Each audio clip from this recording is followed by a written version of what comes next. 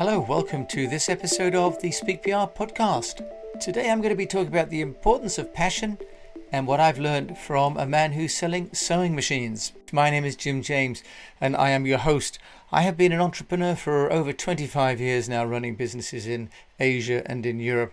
And I've also been running my own agency called EASTWEST Public Relations with offices in Singapore, China, one time also in India, and now back in the UK. And on this podcast, I like to share some thoughts and some tips and often some technologies that I've used for my own companies, but also for over 500 clients. And the lesson that I've learned today actually was when I went shopping with my daughter for a sewing machine, and I was taught by one Mr Pickles. Now, this may seem a slightly strange episode, but I'd like to talk to you about the importance of passion. And the importance of passion in public relations, because when I went today with my 12-year-old daughter to buy some fabric materials, we went to the shop here in Bath, and just inside the door there was a man fixing sewing machines and fixing a sewing machine. This chap, I thought, well, let's must be the repairman, and it seems a bit of a mess in the front of the shop. But actually, I'm interested in sewing machines, not for myself maybe, but for my daughters and my wife. So I said, "Oh, that's interesting. I'm just looking at sewing machines myself." And he said, "Oh, yes. Well, there are mainly two different types. One with a bobbin that goes into the base, and the others without a bobbin in the base. And of course, they divide, sir, between those with and those without." And he started the conversation. We started the conversation based on a very simple but illustrative point of difference between sewing machines that would be sub £200 and sewing machines that would be 250 up to indeed £7,500 for a sewing machine.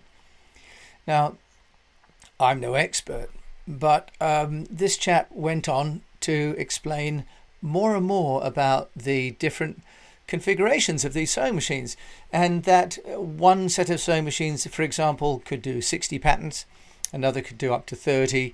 This particular one would sew a hole for a button, and he proceeded to show me.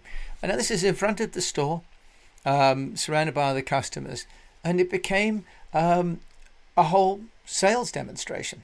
My daughter, meanwhile, came back with more materials, and the chap leapt up and said, "Oh, I think we've got some black fabric down the back of the store, and then you might want to use this one because it's longer, and this is a metallic thread, which is nice if you're making one of these quilts."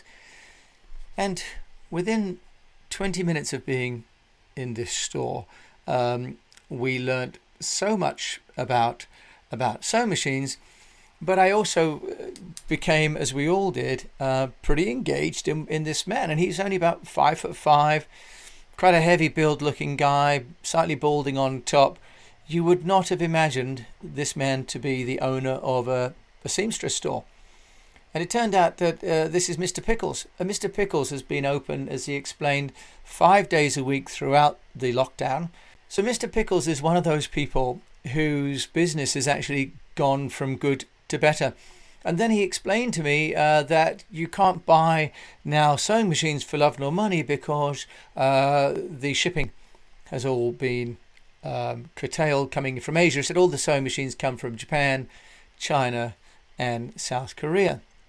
So I'm lucky because today he's got a sale, and this sewing machine that should be £325 plus VAT is only £250 if I'd like to make a decision today. Meanwhile, he's spinning his bobs and making sure that the different patterns are being sewn on the materials. And my daughter is collecting more and more items from the store. When I came out of the store, my daughter and I were, seriously engaged in the idea of buying a very expensive sewing machine, even though it wasn't what we'd gone to purchase. I asked my 12-year-old, I said, what's special about that store? And Amity, that's her name, she said, that man's really passionate about sewing. She said it's really a surprise, but he just knows everything. And it made me just think about in public relations terms, the importance of passion in what we're talking about. And there's a phrase around this, and also around compassionate communication, where in this particular case, Mr. Pickles and I were talking, and I said, I don't really know what I'm looking for. And he said, oh, don't worry, sir. We've got lots here. I'm sure that there's something we can help you to find out what you need. When I said we're feeling that we should get a sewing machine, he said, oh, that's great. Many people are looking at getting machines because they want to do work at home or to contribute to the hospital scrubs and so on. So here we were in this slightly unlikely setting. And what also struck me, of course, was that Mr. Pickles was actively doing something. He was actively working with the product that I was thinking about, or in fact, not thinking about buying until I'd seen him doing this. So the non-verbal communication that's involved in public relations and in sales are pretty similar in a way.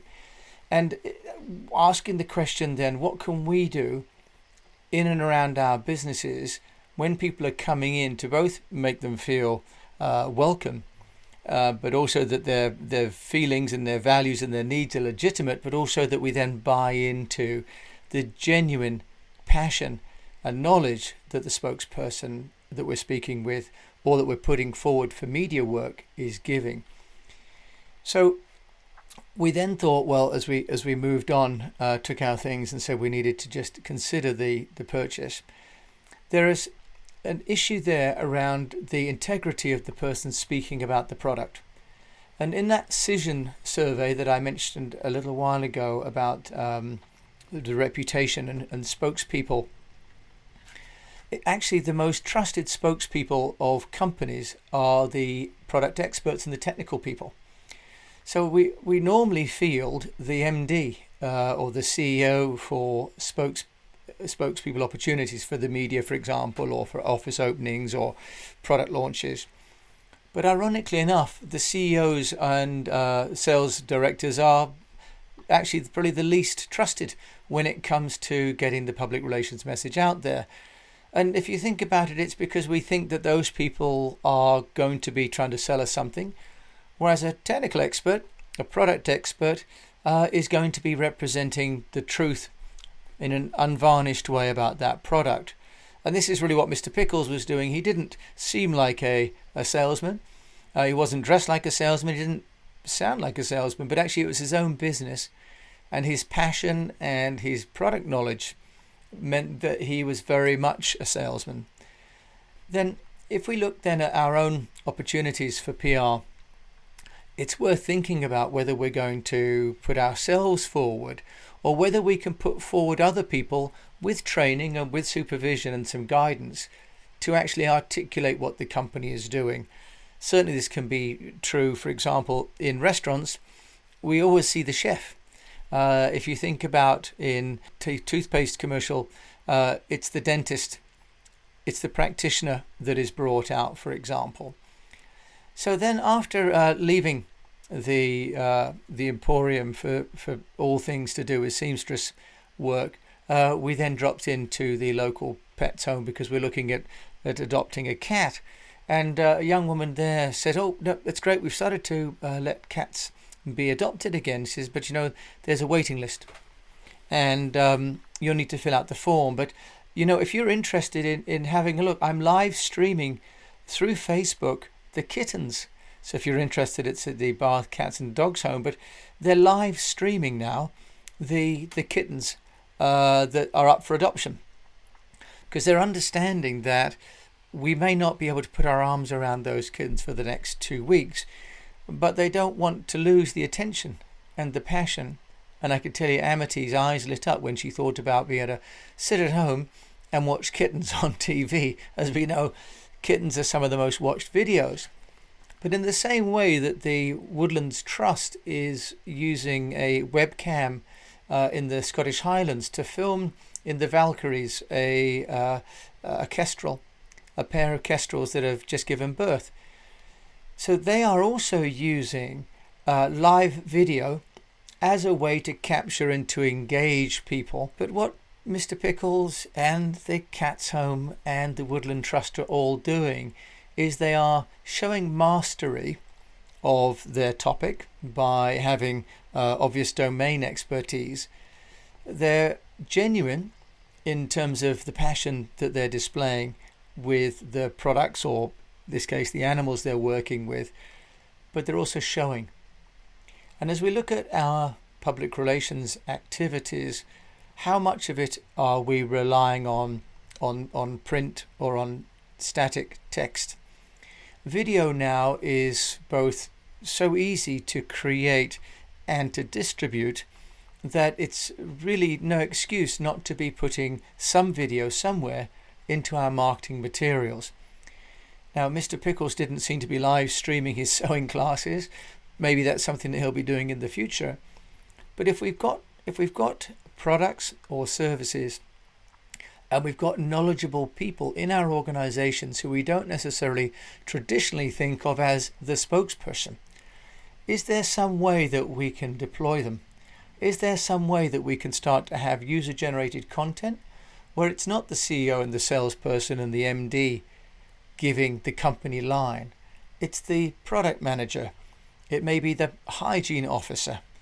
It may be the driver, who then comes center stage, because the person delivering the service, the person who's developed the product, is often the most credible and certainly the most knowledgeable about what it is. The CEO or the MD or the sales director may be able to articulate the company's role in delivering that product or service, but that may not be the same passion and the same insight as that person who's actually involved in the making of it. So in the book that I'm working on called Start With Who, I like to think of the passion of the person that is working in and on the product or the service as being of fundamental importance, because people buy people, because we trust and we value people. And even my 12-year-old daughter, who met Mr. Pickles just for 20 minutes, came away feeling that this was the shop that she would go to, that Mr. Pickles is much more knowledgeable. So loyalty starts young, but it starts with passion. So as we build our public relations, how can we demonstrate passion, both in store, in facility, in factory, in restaurant, whichever facility we've got? Sometimes it's showing people what we do out front. And sometimes it's about sharing it in the way with the kittens, that they're not allowed to let people in and see the kittens yet, but they can take the people there with them and do real live streaming. So, short session today about the importance of passion, and that passion and domain expertise are often held by the person doing the job, not necessarily by the person who runs the company. So I hope that I've managed to stitch this quilt of thoughts together in a way that Mr. Pickles might have been proud of. I've done it without the aid of a sewing machine, just my technology here at home. So thank you very much indeed for listening to this episode of Speak PR. I hope that you found this useful and informative. And if you have, please do give us a rating or a like, and importantly share it with someone that you think who's running their own business and looking for ways to build their own brand. In the meantime, I wish you great health, I wish you a profitable business, and that you keep on communicating. My name's Jim James. Thank you for listening.